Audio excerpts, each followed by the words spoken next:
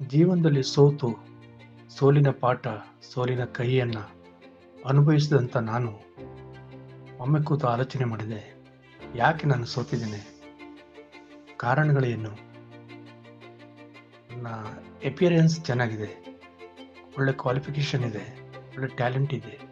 Still why I am so unsuccessful ಅಂತ ಒಮ್ಮೆ ನನ್ನನ್ನು ನಾನೇ ಕೇಳ್ಕೊಂಡೆ.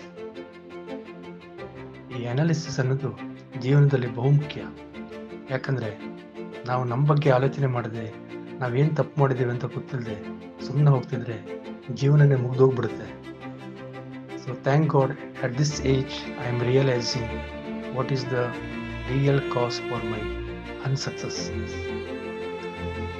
ಯಾಕಂದರೆ ಗೆಳೆಯರೆ, ನಾನು ಇದನ್ನು ಯಾಕೆ ಹೇಳ್ತಿದ್ದೀನಿ ಅಂದರೆ, ನಾವು ಸಕ್ಸಸ್ಫುಲ್ ಜನರ ಸ್ಟೋರಿಗಳನ್ನು ತುಂಬ ಓದಿದ್ದೇವೆ, ಅವರ ಸಂದರ್ಶನಗಳನ್ನು ತುಂಬ ಕೇಳಿದ್ದೇವೆ, ಅವ್ರ ಮಾತನ್ನು ನಾವು ಲೈವಲ್ಲಿ ಕೇಳಿದ್ದೇವೆ.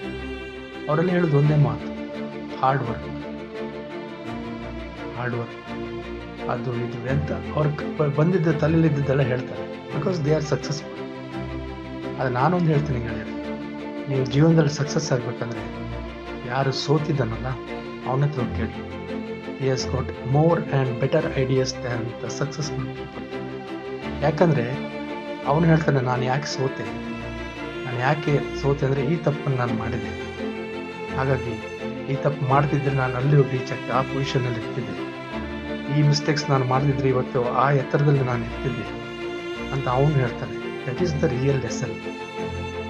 ನಾನು ಯಾಕೆ ಹೇಳ್ತಿದ್ದೇನೆ ಅಂದರೆ ಗೆಳೆಯರೆ, ಜೀವನದಲ್ಲಿ ಸೋಲು ಗೆಲುವು ಇದ್ದಿದ್ದೆ, ಆದರೆ ಗೆದ್ದವನು ಯಾವತ್ತೂ ಸಕ್ಸಸ್ಫುಲ್ ಅಲ್ಲ, ಸೋತವನು ಯಾವತ್ತೂ ಸಣ್ಣವನಾಗೋದಿಲ್ಲ. ಆದರೆ ಸೋತು ಕೂಡ ಸೋಲ್ತಾನೆ ಇದ್ದವನಿದ್ದಾನಲ್ಲ, ಇಟ್ ಈಸ್ ಬ್ಯಾಡ್. ಜೀವನದಲ್ಲಿ ನಾವು ಸೋತಾಗ ಒಮ್ಮೆ ಕೂತ್ಕೊಂಡು ಆಲೋಚನೆ ಮಾಡಬೇಕು, ಯಾಕೆ ನಾವು ಸೋಲ್ತಿದ್ದೀವಿ ಅಂತ. ನಮಗೆ ತುಂಬ ತೊಂದರೆಗಳು, ಕಷ್ಟಗಳು ಸೋತವನಿಗೆ ಇದ್ದೇ ಇರ್ತದೆ. ಪದೇ ಪದೇ ಏನು ಹೇಳ್ತಾರೆ, ಒಂದು ಕಲ್ಲು ಮೇಲೆ ಉಳಿ ಪೆಟ್ಟು ಬಿದ್ದಾಗ ಕಲ್ಲು ಒಂದೇ ಮೂರ್ತಿ ಆಗ್ತದೆ, ಇಲ್ಲ ಚೂರು ಆಗ್ತದೆ. ಅದೇ ರೀತಿ ನನ್ನ ಪರಿಸ್ಥಿತಿನಾಗಿದೆ. ಬಟ್ ಯಾಕಾಗಿದೆ ಅಂತ ನನ್ನನ್ನು ನಾನೇ ಅನಾಲಿಸಿಸ್ ಮಾಡಿದಾಗ ತುಂಬ ನನಗೆ ಅನಿಸ್ತು, ದಿಸ್ ಈಸ್ ಕರೆಕ್ಟ್, ಹೀಗೆ ಮಾಡಬೇಕಿತ್ತು, ದಿಸ್ ಈಸ್ ರಾಂಗ್, ಹೀಗೆ ಮಾಡಬಾರ್ದಿತ್ತು ಅಂತ ತುಂಬ ಎಲ್ಲ ನನಗೆ ಅನಿಸ್ತು. ಅದನ್ನೇ ಇವತ್ತು ಈ ವಿಡಿಯೋದಲ್ಲಿ ನಾನು ನಿಮ್ಗೆ ಹೇಳ್ತಿದ್ದೇನೆ. ಯಾಕಂದರೆ ನನ್ನ ರೀತಿಯೇ ತುಂಬ ಜನ ಸೋತವರಿದ್ದೀರ. ಆ ಸೋತವರಿಗೆ ನಾನೊಂದು ಸಣ್ಣ ಏನಂತಾರೆ, ಬೇಸಿಗೆಗಾಲದಲ್ಲಿ ಒಂದು ಹನಿ ಮಳೆ ಬಿದ್ದಾಗೆ, ತುಂತುರು ಮಳೆ ಬಿದ್ದು ಸಮಾಧಾನ ಆದಾಗ ಆಗ್ಬೋದು, ಅಥವಾ ಅದರಿಂದ ಅವರಿಗೆ ಮನಸ್ಸಲ್ಲಿ ಏನೋ ಒಂದು ಒಳ್ಳೆತನ ಚಿಗುರಬಹುದು ಅಂತ. ಗೆಳೆಯರ, ನಾನೀಗ ಸೋತಿದ್ದಕ್ಕೆ ನಾನೇ ಕೂತ್ಕೊಂಡು ಒಂದು ಫಾರ್ಮುಲಾ ರೆಡಿ ಮಾಡಿದೆ, which is very small, realistic and achievable. ಇದನ್ನು ನಾನು ನಿಮಗೆ ಕೊಡ್ತಾ ಇದ್ದೇನೆ. ನಾನು ಕೂಡ ಅದನ್ನು ಇಂಪ್ಲಿಮೆಂಟ್ ಮಾಡ್ತಿದ್ದೇನೆ. So that I have some plan I should achieve in certain period. So ನೀವು ಕೂಡ ಇದನ್ನು ಇಂಪ್ಲಿಮೆಂಟ್ ಮಾಡ್ಕೊಳ್ಳಿ, ಖಂಡಿತ ನಿಮಗೆ ಜೀವನದಲ್ಲಿ ಸಕ್ಸಸ್ ಸಿಗ್ತದಂತ ಹೇಳ್ತೀನಿ. ಕೆಲವರು ನನ್ನ ಫಾರ್ಮುಲಾ ಅಂದರೆ ಸಿಂಪಲ್ ಇದೆ, ನಿಮಗೆಲ್ಲ ಗೊತ್ತಿರುತ್ತೆ. ಈ PDF ಅನ್ನೋದು ನಾವು ಪ್ರತಿ ಸಲ ಕೇಳ್ತೇವೆ. PDF ಅಲ್ಲಿ ಫಾರ್ಮೆಟಲ್ಲಿ ಕಳಿಸಿ, PDF ಅಲ್ಲಿ ನನಗೆ ಕಮ್ಯುನಿಕೇಷನ್ ಮಾಡಿ, ಹಾಗೆ PDF ಅಲ್ಲಿ ಫೋಟೋ ಕಳಿಸಿ, PDF ಅಲ್ಲಿ ಬ್ಯಾಂಕ್ ಸ್ಟೇಟ್ಮೆಂಟ್ ಕಳಿಸಿ, ಇದೇ ತುಂಬ ನೀವು ಕೇಳಿರ್ತೀರ. ಸೊ PDF ಅಂದರೆ ಯಾಕೆ ಹೇಳ್ತಾರೆ ಅಂದರೆ, PDF ಅನ್ನೋದು ಅದರಲ್ಲಿ ಎಲ್ಲ ಡೀಟೇಲ್ಸ್ಗಳು ಒಂದೇ ಚೌಕಟ್ಟಿನಲ್ಲಿ ಇರ್ತದೆ. ಅದು ತುಂಬ ಈಸಿಯಾಗಿ ಇರ್ತದೆ ರೀಡ್ ಮಾಡಲಿಕ್ಕೆ, ಮತ್ತು ಅದು ಮಾಡಿಫೈ ಮಾಡಲಿಕ್ಕೆ ಆಗೋದಿಲ್ಲ. That is PDF. It's A portable format. So ನಾನು ಕೂತ್ಕೊಂಡೆ, ಈ PDF ಅನ್ನೋದು ನನ್ನ ಜೀವನದಲ್ಲಿ ನಾನು ಯಾಕೆ ಅಳವಡಿಸ್ಕೊಳ್ಬಾರ್ದು ಅಂತ. ಹಾಗಾದರೆ PDF ಅಂದರೆ ಏನಂತ ನನ್ನ ಜೀವನದಲ್ಲಿ ನಾನು ಕೂತ್ಕೊಂಡು ಥಿಂಕ್ ಮಾಡ್ತಿದ್ದಾಗ ನನಗನ್ನಿಸ್ತು, ಒಂದು ಬೆಟರ್ ಫಾರ್ಮೆಟ್ ನನಗೆ ಸಿಕ್ಕಿತ್ತು, ಫಾರ್ಮುಲಾ ಸಿಕ್ಕಿತ್ತು. ಆ ಫಾರ್ಮುಲಾನೇ ನಾನು ನಿಮಗೆ ಪ್ರೆಸೆಂಟ್ ಮಾಡ್ತಿದ್ದೇನೆ. ದಯವಿಟ್ಟು ಇದನ್ನು ಮಿಸ್ ಮಾಡದೆ ನೋಡಿ. ನನ್ನ PDF ಫಾರ್ಮುಲಾದಲ್ಲಿ P ಅಂದರೆ ಪ್ಲ್ಯಾನಿಂಗ್. ಅಫ್ಕೋರ್ಸ್ ಗೆಳೆಯರೆ, ಜೀವನದಲ್ಲಿ ಪ್ಲ್ಯಾನಿಂಗ್ ಅನ್ನೋದು ತುಂಬ ಇಂಪಾರ್ಟೆಂಟ್. ಯಾವುದೇ ಕೆಲಸ ಮಾಡಬೇಕಂದ್ರೂ ಫಸ್ಟ್ ಒಂದು ಪ್ಲ್ಯಾನಿಂಗ್ ಇರಬೇಕು. ಇವತ್ತು ದೊಡ್ಡ ಏನಂತಾರೆ, ಬೃಹತ್ ಗಾತ್ರದ ಕಟ್ಟಡಗಳು, aeroplane, ship, whatever silly things to very important things, everything goes with plan. So planning ಅನ್ನೋದು ನಮ್ಮ ಜೀವನದಲ್ಲಿ ಬೇಕೇ ಬೇಕು. ನಾವಿವತ್ತೊಂದು ಕಾರ್ ತಗೊಳ್ಬೇಕಂದ್ರು ನೆಕ್ಸ್ಟ್ ಇಯರ್ ಒಂದು ಕಾರ್ ತಗೊಳ್ಬೇಕಂದ್ರೆ ಇವತ್ತದು ಪ್ಲಾನಿಂಗ್ ಮಾಡಬೇಕು. ಒಂದು 2 years ಆದ್ಮೇಲೆ ನಾವು ಒಂದು ಮನೆ ಕಟ್ಟಬೇಕಂದ್ರೆ ಅದಕ್ಕೂ ಕೂಡ ಈಗಲೇ ಪ್ಲಾನ್ ಮಾಡಬೇಕು. ಮಕ್ಕಳ ಎಜುಕೇಶನ್ ಮಾಡಬೇಕು, ಅದಕ್ಕೊಂದು ಪ್ಲಾನಿಂಗ್ ಮಾಡಬೇಕು. ನಮ್ಮ ಜೀವನದ ಬಗ್ಗೆ ಒಂದು ಪ್ಲಾನಿಂಗ್ ಅನ್ನೋದು ವೆರಿ ಇಂಪಾರ್ಟೆಂಟ್. ಸೊ ಗೆಳೆಯರೇ, ಒಂದು ಖಂಡಿತವಾದ ದೃಢವಾದ ಒಂದು ಪ್ಲಾನಿಂಗನ್ನು ನೀವು ಖಂಡಿತವಾಗಿ ಇಟ್ಕೊಳ್ಳಿ. ಆ ಪ್ಲಾನಿಂಗ್ ಹೇಗಿರ್ಬೇಕಂದ್ರೆ, ನೀವೊಂದು ವಸ್ತುನ ಅಚೀವ್ ಮಾಡಬೇಕು, ಒಂದು ಕಾರನ್ನು ತಗೊಳ್ಬೇಕು ನೆಕ್ಸ್ಟ್ ಇಯರ್ ಅಂದರೆ that should be planned, well planned. So ಒಂದು ಗೋಲ್ ಅನ್ನೋದು ಇಟ್ಕೊಳ್ಳಿ. ಗೋಲ್ ಅಂದರೆ ಏನಂದರೆ ಅದೊಂದು ನಿಜವಾಗೂ ಆಗುವಂಥದ್ದು ಆಗಿರಬೇಕು. It is realistic, achievable and it should be in a time period. ಈ ಟೈಮಲ್ಲಿ ಈ ಗೋಲನ್ನು ನಾನು ಅಚೀವ್ ಮಾಡ್ತೀನಿ ಅಂತ ಒಂದು ಪ್ಲ್ಯಾನ್ ಮಾಡ್ಕೊಳ್ಳಿ. ಸೊ ದಟ್ ನಿಮ್ಗೆ ಆ ರೀತಿ ಒಂದು 100 ಪ್ಲ್ಯಾನ್ಸ್ 100 ಪ್ಲ್ಯಾನ್ಸ್ ಬರೆದಿಟ್ಕೊಳ್ಳಿ. ಈ 100 ಪ್ಲ್ಯಾನ್ಸ್ ಬಗ್ಗೆ ನಾನು ನಿಮಗೊಂದು ತುಂಬ ಒಂದು ಇಂಟ್ರೆಸ್ಟಿಂಗ್ ವಿಷಯನ ಹೇಳಬೇಕು. ಒಮ್ಮೆ ನಾನು ಮೊದಲು ಈ ನೆಟ್ವರ್ಕ್ ಮಾರ್ಕೆಟಿಂಗಲ್ಲೆಲ್ಲ ಇದ್ದೀನಿ, ನಾನು ಸ್ವಲ್ಪ ಅದೆಲ್ಲ ಎಕ್ಸ್ಪೀರಿಯನ್ಸ್ ಇದೆ. ಹಾಗೆ ನಾನು ಒಂದು ಡೆಲ್ಲಿಯಿಂದ ಒಬ್ಬರು ನಮ್ಮ ಸೀನಿಯರ್ ಬಂದಿದ್ದರು. ಅವ್ರ ಹತ್ರಿಗೆ ಮಾತಾಡ್ತಿದ್ದೆ. ಒಂದು ನೈಟ್ ನಮ್ಮ ಕೆಲಸ ಎಲ್ಲ ಆದಮೇಲೆ ಕೂತ್ಕೊಂಡು ಮಾತಾಡ್ತಿದ್ದೆ ಹೋಟೆಲಲ್ಲಿ ಕೂತ್ಕೊಂಡು ರೂಮಲ್ಲಿ. ಅವಾಗ ಅವ್ರು ಹೇಳಿದ್ರು, ಸುರೇಶ್ ಅವರೇ, ನಾನು ಜೀವನದಲ್ಲಿ ತುಂಬ ಸೋತಿದ್ದೆ. ಆವಾಗ ನನಗನ್ನಿಸ್ತು, ನನಗೆ ಯಾಕೆ ನಾನು ಸೋತಿದ್ದೀನಿ ಅಂತ. ಅವಾಗ ನನ್ನ ಸೀನಿಯರ್ ಒಬ್ಬರು ಅವ್ರಿಗೊಂದು ಪ್ಲ್ಯಾನ್ ಕೊಟ್ರಂತೆ. ಅವರ ಹೆಸರು ಬಂದು ಸುನೀಲ್ ಅಂತ. ಸುನೀಲ್ ಅವರು ನನಗೆ ಹೇಳಿದ್ದು. ಆ ಸುನೀಲ್ ಅವ್ರ ಸೀನಿಯರ್ ಅವ್ರಿಗೊಂದು ಪ್ಲ್ಯಾನ್ ಕೊಟ್ರಂತೆ. ನೋಡಿ ಸುನೀಲ್ ಅವರೇ, ನೀವು ಜೀವನದಲ್ಲಿ ಸಕ್ಸಸ್ ಆಗ್ಬೇಕಂದ್ರೆ ನಾಳೆ ದಿನ ಬರಬೇಕಾದ್ರೆ 100 ಗೋಲ್ಸ್ ಬರ್ಕೊಂಡು ಬನ್ನಿ. ನಿಮ್ಮ ಲೈಫಿಗೆ ಏನು ಬೇಕು 100 ಗೋಲ್ಸ್ ಅದನ್ನು ಬರ್ಕೊಂಡು ಬನ್ನಿ ಅಂತ ಹೇಳಿದ್ರು. ಇವರಿಗೆ ಆಶ್ಚರ್ಯ ಆಯ್ತಂತೆ, 100 ಗೋಲ್ ಹೇಗೆ ಬರೆಯುವುದು, ಒಂದು ಗೋಲ್ ಬರೆಯುವುದೇ ಕಷ್ಟ ನನಗೆ, 100 ಗೋಲನ್ನು ಹೇಗೆ ಬರೆಯುವುದು ಅಂತ ಅವ್ರು ಆಲೋಚನೆ ಮಾಡಿದ್ರು. But still it is a boss demand. So no ಅನ್ಲಿಕ್ಕೆ ಆಗೋದಿಲ್ಲ. ಸೊ ಬರ್ಕೊಂಡು ಹೋದ್ರಂತ 100 ಗೋಲ್ಸ್ ನೈಟ್ ಕೂತು. So he was very happy. Boss the same ಥಿಂಗ್ಸನ್ನು ಸುನೀಲ್ ಅವ್ರು ನನಗೆ ಹೇಳಿದರು, ಸುರೇಶ್ ಅವರೇ, ನಾನು ಇದನ್ನು ಇಂಪ್ಲಿಮೆಂಟ್ ಮಾಡ್ತಿದ್ದೇನೆ, ನೀವು ಇದನ್ನು ಇಂಪ್ಲಿಮೆಂಟ್ ಮಾಡಿ ಅಂತ. ನಾನು ಹೇಳಿದೆ, ನನಗೆ ಗೋಲ್ಸ್ ಅನ್ನೋದು ಇಲ್ಲ, ಅದಕ್ಕೆ ನಾನು ಇಲ್ಲಿ ಕೂತಿದ್ದೇನೆ. ನಾನು ಏನು ಗೋಲ್ ಬರಿಬೇಕಂತ ನನಗೆ ಅರ್ಥ ಆಗ್ತಿಲ್ಲ, ಯಾಕಂದರೆ I am full of problems. ಅವಾಗ ಅವ್ರು ಹೇಳಿದ್ರು, ನಿಮ್ಮ ಪ್ರಾಬ್ಲಮ್ ಎಲ್ಲ ಸಾಲ್ವ್ ಆಗ್ತದೆ, ಖಂಡಿತ ನೀವು ಇವತ್ತು ಕೂತು ಈ ಎಕ್ಸಸೈಸ್ ಮಾಡಿ, ನಾಳೆ ಬರ್ತಾ ನನಗೆ 100 ಗೋಲ್ಸ್ ನೀವು ಬರ್ಕೊಂಡು ಬನ್ನಿ ಅಂತ. ಗೆಳೆಯರೆ, ನನಗೆ ಇವತ್ತು ನೆನಪಿದೆ. This is exactly 1 year before. ನಾನು ಇಲ್ಲಿ ಬರೋಕ್ಕಿಂತ ಮೊದಲು ನಡೆದಕ್ಕೆ ಘಟನೆ. ನಾನೇನು ಮಾಡಿದೆ ಅಂದರೆ, ಮನೆಗೆ ಹೋದೆ. ರಾತ್ರಿ ಒಂದು 11 ಗಂಟೆ ಹೋಗಿರ್ಬೋದು. ಎಲ್ಲ ಊಟ ಮಾಡಿ ಮನೇಲಿ ಹೆಂಡತಿ ಮಕ್ಕಳೆಲ್ಲ ಮಲಗಿದ್ರು. ನಾನು ಹೋಗ್ತಾನೆ ಒಂದು ನೋಟ್ಬುಕ್, ಒಂದು ಪೆನ್ ತೊಗೊಂಡು ಹೋಗಿದ್ದೆ. ಕೂತ್ಕೊಂಡೆ, ಏನು ಬರೀದಪ್ಪ ಗೋಲ್ ಅಂತ. ದೊಡ್ಡ ಗೋಲ್ಸ್ ಎಲ್ಲ ಬರದೆ, ಮನೆ ಕಟ್ಟಬೇಕು, ಕಾರ್ ತಗೊಳ್ಬೇಕು, ಬ್ಯಾಂಕಲ್ಲಿ ದುಡ್ಡು ಇಡಬೇಕು, ಮಕ್ಕಳ ಎಜುಕೇಷನ್ ಮಾಡಬೇಕು, ಮಗಳ ಮದುವೆ ಮಾಡಬೇಕು, ಸಾಲ ತೀರಿಸ್ಬೇಕು, ಅದೆಲ್ಲ ಬರದೆ.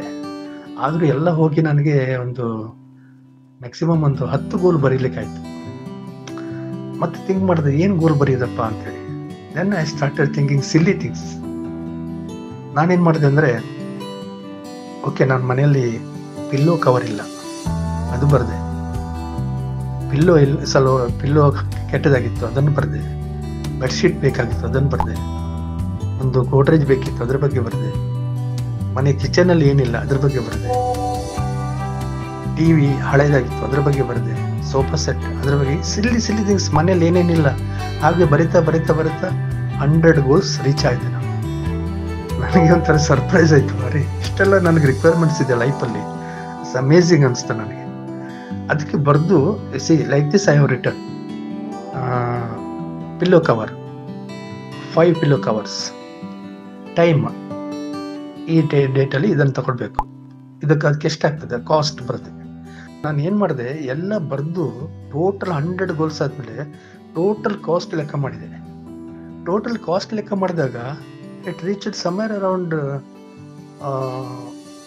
60-70 lakhs, ಅಂದರೆ ಇನ್ಕ್ಲೂಡಿಂಗ್ ಮೈ ಕಾರ್, ಅದು ಇದೆಲ್ಲ ಸೇರಿ.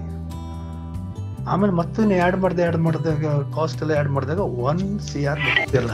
ಸ್ಟಿಲ್ ಒಂಥರ ಖುಷಿ ಆಯಿತು, ಓ ನಾನೊಂದು ಗೋಲ್ಸ್ ಸೆಟ್ ಮಾಡಿದ್ದೀನಲ್ಲ ಅಂತ. ಹಾಗೆ ನಾನು ನೆಕ್ಸ್ಟ್ ಡೇ ಬೆಳಿಗ್ಗೆ ನಮ್ಮ ಫ್ರೆಂಡನ್ನು ಮೀಟ್ ಆಗ್ಲಿಕ್ಕೆ ಹೋದೆ. ಫಸ್ಟ್ ಹೋದಾಗ ಅವ್ರು ಕೇಳಿದ್ರು 9 ಗಂಟೆಗೆ. ಸೊ ಬಿಫೋರ್ ದಟ್ಸ್ ಅದು ಗೋಲ್ಸ್ ಬರಿತಾ ಬರಿತಾ ನಾನು ಬೆಳಿಗ್ಗೆ ಅಪ್ ಟು 3 o'clock ಬರ್ತಿದ್ದೆ, ರಾತ್ರಿ 11 ಗಂಟೆಯಿಂದ ಕೂತು. ನನಗೆ ಒಂಥರ ಹೆಮ್ಮೆ ಅನಿಸ್ತು. ತಗೊಂಡೋಗಿ ಬುಕ್ ತೊಗೊಂಡು ಬ್ಯಾಗಲ್ಲಿ ಇಟ್ಕೊಂಡು ನೆಕ್ಸ್ಟ್ ಡೇ ಹೋದೆ. ಅವರು ಬ್ರೇಕ್ಫಾಸ್ಟ್ ನಾವು ಅವ್ರ ಒಟ್ಟಿಗೆ ಮಾಡ್ತಾ ಇದ್ವಿ. ಅವಾಗ ಕೇಳಿದ್ರು, ಸುರೇಶ್ ಅವರೇ, ನಾನು ನಿಮ್ಗೊಂದು ಅಸೈನ್ಮೆಂಟ್ ಕೊಟ್ಟಿದ್ದಲ್ಲ, ಕಂಪ್ಲೀಟ್ ಮಾಡಿದಿರ? ಹೌದು ಸುನಿಲ್ ಅವ್ರು, ತಗೊಳ್ಳಿ ಅಂತ ಕೊಟ್ಟೆ ಅವ್ರಿಗೆ. ಅವ್ರು ನೋಡಿ ಅವ್ರಿಗೊಂಥರ ಖುಷಿ ಆಗೋಯ್ತು. ಅವ್ರದ್ದು ಇಟ್ಸ್ ರಿಯಲಿ ಗ್ರೇಟ್ ಮ್ಯಾನ್, ನೀವು ಏನು, ನಾನೇ ಇಷ್ಟೆಲ್ಲ ಗೋಲ್ಸ್ ಬರೀಲಿಲ್ಲ, really great, this is what I required ಅಂತ ಹೇಳಿದ್ರು. ಈ ಒಂದು the silly things you have mentioned, it is important ಅಂತ ಹೇಳಿದ್ರು. ನನ್ನ ಮೇಲೆ ಖುಷಿ ಆಯಿತು. ಗೆಳೆಯರೆ, ಅದನ್ನು ಇವತ್ತು ನೆನ್ಪು ಮಾಡಿಕೊಂಡೆ. ಆ ಬುಕ್ಸ್ ಎಲ್ಲೋ ಒಂದು ಕಡೆ ಮರ್ತಿದ್ದೆ, ಬಟ್ ನಿನ್ನೆ ನೈಟ್ ಕೂತು ನಾನು ಪುನಃ 100 ಗೋಲ್ಸನ್ನು ಬರೆದಿದ್ದೇನೆ. This is what I am going to achieve by this time limit ಅಂತ. So I am happy. So ನಿಮ್ಗೆ ಹೇಳ್ತಾ ಇರೋದು, ಪ್ಲ್ಯಾನಿಂಗ್ ಅನ್ನೋದು ಇಂಪಾರ್ಟೆಂಟ್. 100 ಗೋಲ್ಸ್ ನಿಮ್ಮ ಲೈಫ್ ಬಗ್ಗೆ ಬರ್ಕೊಳ್ಳಿ, definitely you are going to achieve it. Next ಬಂದು ಡಿಸಿಪ್ಲಿನ್. ಗೆಳೆಯರೆ, ಡಿಸಿಪ್ಲಿನ್ ಅನ್ನೋದು ನಿಮ್ಮ ಜೀವನದಲ್ಲಿ ತುಂಬ ಇಂಪಾರ್ಟೆಂಟ್ ರೋಲ್ ಪ್ಲೇ ಮಾಡುತ್ತೆ. ಡಿಸಿಪ್ಲಿನ್ ಅಂದರೆ ಖಾಲಿ ನಾವು ಏನೇಳಿ ಒಳ್ಳೆ ಬಟ್ಟೆ ಹಾಕೊಳ್ಳೋದು, ಒಳ್ಳೆ ಶೂ ಹಾಕೊಳ್ಳೋದು, ಒಳ್ಳೆ ಡ್ರೆಸ್ ಮಾಡ್ಕೊಂಡು ಮುಖೆಲ್ಲ ಪೌಡರ್ ಹಾಕೊಂಡು ತಲೆ ಬಾಚ್ಕೊಂಡು ಹೋಗೋದಲ್ಲ ಡಿಸಿಪ್ಲಿನ್. ಡಿಸಿಪ್ಲಿನ್ ಅಂದರೆ in a life from morning till night, day to day your discipline is important. ಯಾಕಂದರೆ ಈಗ ನೋಡಿ ಗೆಳೆಯರೆ, ಸ್ಟೂಡೆಂಟ್ಸ್ಗೆ ಏನು ಇಂಪಾರ್ಟೆಂಟ್? ಅವರು ಕರೆಕ್ಟಾಗಿ ಶಾಲೆಗೆ ಹೋಗ್ಬೇಕು, ಕಾಲೇಜ್ಗೆ ಹೋಗ್ಬೇಕು, ಅವ್ರು ಸ್ಟಡೀಸ್ ಮಾಡಬೇಕು, ಅದು ಡಿಸಿಪ್ಲಿನ್. ದೊಡ್ಡವರಿಗೆ ಒಂದು ರೆಸ್ಪೆಕ್ಟ್ ಕೊಟ್ಟು ಮಾತಾಡಬೇಕು, ತಂದೆ ತಾಯಿಗೆ ಒಂದು ಗೌರವ ಕೊಡಬೇಕು, ಅದೆಲ್ಲ ಒಂದು ಡಿಸಿಪ್ಲಿನ್.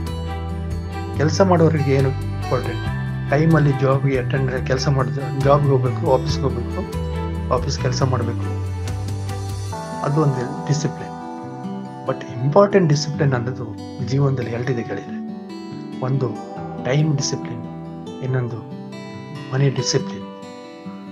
ಗೆಳೆಯರೆ, ಹಣ ಅನ್ನೋದು ಈಗಿನ ಕಾಲದಲ್ಲಿ ತುಂಬ important and it is very very important. ಯಾರು ಇದನ್ನು ಡಿನೇ ಮಾಡಲಿಕ್ಕೆ ಆಗೋದಿಲ್ಲ. ಗೆಳೆಯರೆ, ನಾವು ದುಡಿತಾ ಇರ್ತೀವಿ, ಖರ್ಚು ಮಾಡ್ತಿರ್ತೇವೆ, ಅದನ್ನು ಉಳಿಸೋದು ಪ್ಲ್ಯಾನ್ ಮಾಡೋದಿಲ್ಲ. ಮನಿ ಡಿಸಿಪ್ಲಿನ್ ಅನ್ನೋದು ವೆರಿ ಇಂಪಾರ್ಟೆಂಟ್. ನನ್ನ ಗೆಳೆಯರು, ನನ್ನ ಸಂಬಂಧಿಕರು ಇವತ್ತೆಲ್ಲ ಎಲ್ಲೆಲ್ಲ ಎತ್ತರ ಪೊಸಿಷನಲ್ಲಿದ್ದಾರೆ. ಅವ್ರು ನೋಡಿದಾಗ ನನಗೆ ಈಗ ಅನಿಸ್ತದೆ, of course they have done very good planning in terms of everything. ಮತ್ತು ಡಿಸಿಪ್ಲಿನ್ ಅನಿಸುತ್ತೆ. ಹಾಗಾಗಿ ನಾನು ಕೂಡ ಅದನ್ನು ಪ್ಲ್ಯಾನ್ ಮಾಡಿದ್ದೇನೆ. ಹಣದ ಬಗ್ಗೆ ಒಂದು ಡಿಸಿಪ್ಲಿನ್. ನನ್ನ ಹಣ ನಾ ದುಡ್ದಿದ್ದ ಹಣದಲ್ಲಿ ಇಷ್ಟು ಭಾಗ ನಾನು ಸಾಲಕ್ಕೆ ಹೋಗ್ಬೇಕು, ಇಷ್ಟು ಭಾಗ ನಾನು ಸೇವಿಂಗ್ಸ್ ಮಾಡಬೇಕು, ಇಷ್ಟು ಭಾಗ ನನ್ನ ಮುಂದಿನ ಮನೆ ಕಟ್ಟಲಿಕ್ಕೆ, ಕಾರಿಗೆ ಅಥವಾ ಮಕ್ಕಳ ಮದುವೆಗೆ ಏನು ಪ್ಲ್ಯಾನ್ ಮಾಡ್ತಾ ಇದ್ದೇನೆ. It is my discipline. ಈ ಒಂದು it is late, it is never late ಅಂತ ನಾನು ಥಿಂಕ್ ಮಾಡಿದ್ದೇನೆ. ಆಮೇಲೆ ಬಂದು ಟೈಮ್ ಈಸ್ ವೆರಿ ಇಂಪಾರ್ಟೆಂಟ್ ಗೆಳೆಯರೆ. 24 ಗಂಟೆ ಅನ್ನೋದು ಎಲ್ಲ ದೇವರು ಎಲ್ಲರಿಗೂ ಸರಿ ಸಮಾನವಾಗಿ ಹಂಚಿದ್ದಾನೆ. ಅದನ್ನು ಕರೆಕ್ಟಾಗಿ ಯುಟಿಲೈಸ್ ಮಾಡಬೇಕು ನಾವು. ನಾನು ಕೂಡ ಟೈಮನ್ನು ತುಂಬ ವೇಸ್ಟ್ ಮಾಡಿದ್ದೇನೆ. ನಿಮಗೆ ಮೊದಲೇ ಹೇಳಿದಾಗೆ, ಸೋತವನ ಹತ್ರ ಎಲ್ಲ ಟಿಪ್ಸ್ ಇರುತ್ತೆ ಗೆಲ್ಲಲಿಕ್ಕೆ. ಸೊ ನನ್ನ ಹತ್ರ ತುಂಬ ಟಿಪ್ಸ್ ಇದೆ ನಿಮ್ಗೆ ಕೊಡಲಿಕ್ಕೆ, ಒಂದೊಂದಾಗಿ ಕೊಡ್ತೀನಿ ಕೇಳಿ. ದಿನದ 24 ಗಂಟೆನ ನೀವು ಕರೆಕ್ಟಾಗಿ ಯೂಸ್ ಮಾಡಿ. ಯಾಕಂದರೆ ಒಂದೊಂದು ಸೆಕೆಂಡ್, ಒಂದೊಂದು ನಿಮಿಷ ಕೂಡ ಜೀವನದಲ್ಲಿ ವಾಪಸ್ ಬರೋದಿಲ್ಲ. ಹಣ ನೀವು ಕಳ್ಕೊಂಡ್ರು ಕೂಡ ಗಳಿಸ್ಬೋದು, ಆದರೆ ಟೈಮ್ ಕಳ್ಕೊಂಡ್ರೆ ವಾಪಸ್ ಗಳಿಸೋಕ್ಕೆ ಆಗೋದಿಲ್ಲ. So time is very important. ಕರೆಕ್ಟಾಗಿ ಪ್ಲ್ಯಾನ್ ಮಾಡಿ. ಸೊ ಆ ರೀತಿ ನಾವು ಟೈಮನ್ನು ಡಿಸೈನ್ ಮಾಡುವ, ಡಿಸಿಪ್ಲಿನಲ್ಲಿ ಹೋಗುವ. ನೆಕ್ಸ್ಟ್ ಬಂದು ಫೋಕಸ್. ಗೆಳೆಯರೆ, ಫೋಕಸ್ ಅಂದರೆ ಏನು? ಈ ಒಂದು ಭೂತ ಕನ್ನಡಿ ಅಥವಾ ಮ್ಯಾಗ್ನಿಫೈಡ್ ಗ್ಲಾಸನ್ನು ನೋಡಿದರೆ, ಸೂರ್ಯನ ಬೆಳಕು ನಮಗೆ ಬೀಳ್ತಾ ಇದೆ, ಅದು ಎಲ್ಲ ಕಡೆ ಬೀಳ್ತದೆ. ಹಾಗಾಗಿ ನಮ್ಗೆ ಅದರದ ಪವರ್ ಏನಂತ ಗೊತ್ತಾಗ್ತಿಲ್ಲ. ಅದು ಸ್ವಲ್ಪ ಜಾಸ್ತಿ ಬಿಸಿಲು ಬಿದ್ದಾಗ ನಾವು ಅನಿಸ್ತೀವಿ, ಎಷ್ಟು ಬಿಸಿಲು ಬಿತ್ತಲ್ಲ ಅಂತ. ಅದೇ ಸೂರ್ಯನ ಬೆಳಕನ್ನ ಒಂದು ಭೂತ ಕನ್ನಡಿಯಲ್ಲಿ ಅಥವಾ ಮ್ಯಾಗ್ನಿಫೈಡ್ ಗ್ಲಾಸ್ ಅಲ್ಲಿ ಹಿಡಿದು ನೋಡಿ, ಅದು ಒಂದು ಕಡೆಗೆ ಫೋಕಸ್ ಆಗಿ ಏನನ್ನು ಬೇಕಾದ್ರೂ ಸುಟ್ಟಾಕಬಹುದು, ಅಷ್ಟು ಪವರ್ ಇರ್ತದೆ. ಈ ಫೋಕಸ್ ಅನ್ನೋದು ಅದೇ ರೀತಿ ಗೆಳೆಯರೆ, ನೀವು ಜೀವನದಲ್ಲಿ ಏನು ಮಾಡ್ಬೇಕಂತಿದ್ದೀರಾ ಅದನ್ನು ಒಂದು ಕಡೆ ಗಮನವಿಟ್ಟು ಮಾಡಿ, ನಿಮ್ಮ ಜೀವನದಲ್ಲಿ ನೀವೆಲ್ಲ ಪಡ್ಕೊಳ್ತೀರಾ. ಸಿಂಪಲ್ ಆಗಿ ಹೇಳ್ಬೇಕಂದ್ರೆ, ಫೋಕಸ್ ಅಂದರೆ ಅದೊಂಥರ ಎಲ್ಲ ಎಫರ್ಟನ್ನು ಒಂದೇ ಕಡೆಗೆ ನೀವು ಹಾಕೋದು. ನೀವೊಂದು ಕೆಲಸ ಮಾಡ್ಬೇಕಂತಿದ್ದೀರಾ, ಆ ಕೆಲಸದಲ್ಲಿ ಪೂರ್ಣ ಪ್ರಮಾಣದ ನಿಮ್ಮ ಪರಿಶ್ರಮ ಹಾಕಿ, ಆವಾಗ ನಿಮಗೊಂದು ಒಳ್ಳೆ ರಿಸಲ್ಟ್ ಸಿಗುತ್ತೆ. ನಿಮ್ಮ ಕೆಲಸದಲ್ಲಿ ಅರ್ಧಬರ್ಧ ಆಸಕ್ತಿಯಲ್ಲಿ ಮಾಡಬೇಡಿ, ಸಂಪೂರ್ಣ ಆಸಕ್ತಿಯನ್ನು ನಿಮ್ಮ ಕೆಲಸದಲ್ಲಿ ಮಾಡಿ. ಅವಾಗ ನಿಮಗೆ ಸಂಪೂರ್ಣ ಫಲನೂ ಸಿಗುತ್ತೆ, ಒಳ್ಳೆ ಫಲನೂ ಸಿಗುತ್ತೆ. ಇದು ನನ್ನ PDF. ಸೊ ಸೊ ನಿಮ್ಗೆ ಹೇಗೆ ಅನಿಸುತ್ತೆ ಈ PDF ಬಗ್ಗೆ? ಈ PDF ನಿಮ್ಮ ಜೀವನದಲ್ಲಿ ನೀವು ಇಂಪ್ಲಿಮೆಂಟ್ ಮಾಡಿದರೆ ಸಕ್ಸಸ್ ಆಗ್ತೀರಾ ಅನ್ನೋದಾದರೆ ಅದು ಕಮೆಂಟ್ ಮಾಡಿ. ಮತ್ತು ವಿಡಿಯೋ ಇಷ್ಟ ಆದರೆ ಲೈಕ್ ಮಾಡಿ, ನಿಮ್ಮ ಫ್ರೆಂಡ್ಸ್ಗಳಿಗೆ ಶೇರ್ ಮಾಡಿ. ಧನ್ಯವಾದಗಳು. ಒಳ್ಳೆಯದಾಗಲಿ. ಜೈ ಹಿಂದ್.